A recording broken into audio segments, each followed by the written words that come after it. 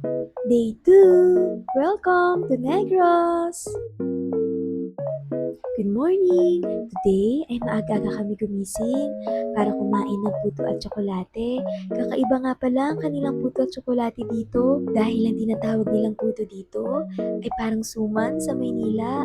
Ganun din ang kanilang tsokolate. Sa katunayan, ngayon lang ako nakatikim ng ganong klaseng tsokolate. Matapos na namin mag-breakfast, ay ito na nga ay magsisimula na kaming gumala. O diba, ang ganda ng pwesto namin dito dahil kita namin lahat ng tanawin. Hi! Grabe, ang ganda dito. Ang sarap ng simoy ng hangin at ang ganda ng mga tanawin.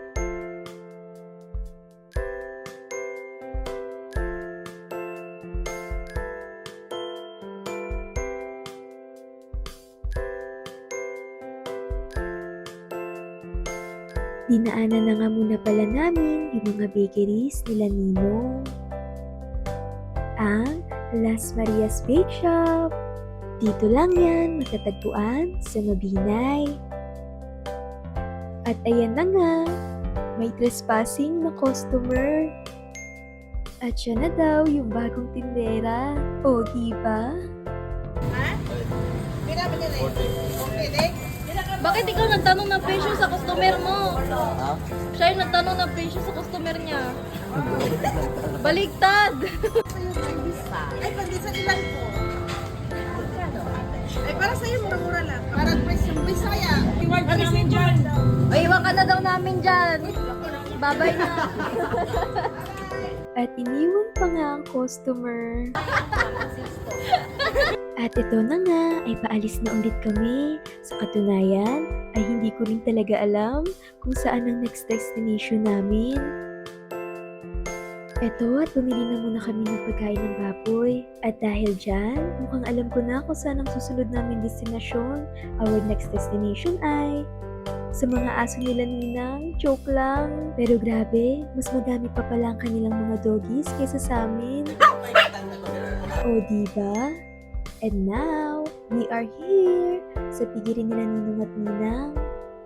Oink, oink. At hindi lang yan, dahil meron din silang mga kambing.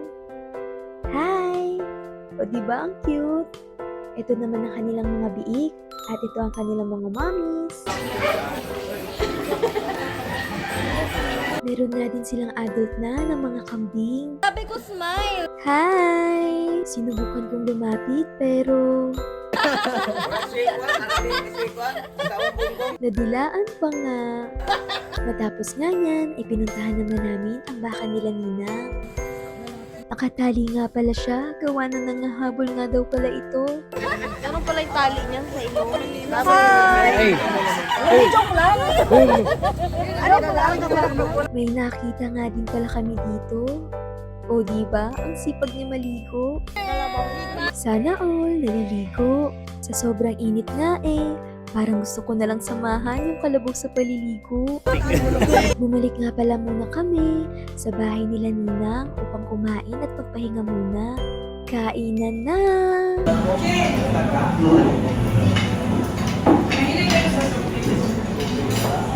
Matapos nga namin kumain, ay bumiyahe na ulit kami at ang aming next destination ay kay Lola. Here we are! By the way, nandito nga pala kami sa ospital. Sinugo daw kasi si Lola dito, gawa ng kinain nila kagabi. At ayan na nga, ang aming Lola Jola. Gusto na nga sana sumama ni Lola sa aming mga pupuntahan. Kaso nga lang, ay hindi pa siya papayagang lumabas. Matapos nga naming daanan si Lola, ay bumiyahe na ulit kami papunta sa aming next na destinasyon. Bago nga pala kami makapasok, ay nagbayad muna kami ng entrance fee. Sa pagkakatanda ko, ay 15 pesos lang ang binayaran per person. Here we are! Medyo madami na palang tao ngayon. Kapag hapon daw kasi, ay marami na daw talaga nagpupunta dito. O diba? Napakaganda. Dito lang yan sa Mabinay Spring.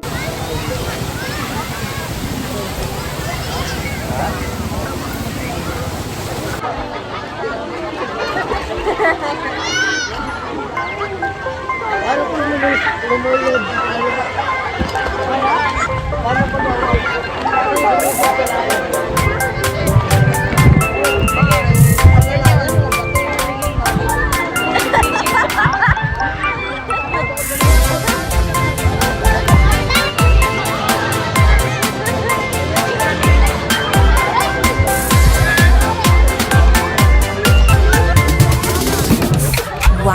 Matapos nga ng aming paglalangoy, kami ay lumarga na upang umuwi.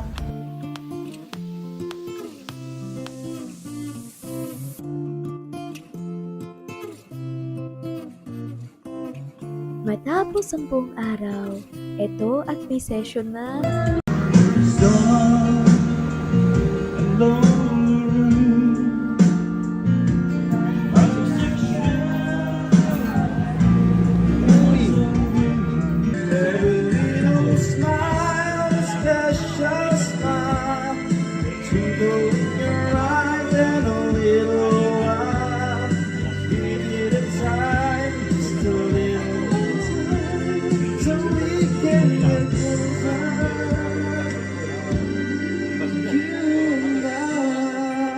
Kahit ngayon, mayroon ako, kahit sinasabi, mahal mo siya.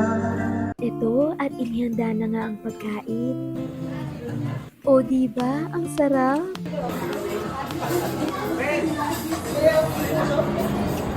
Chibugan na!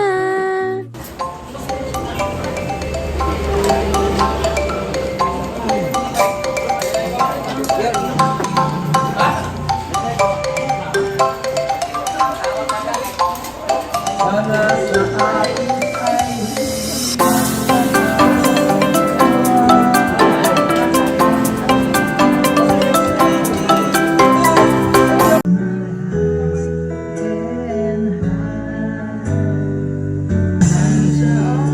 ay gayon ang ating mga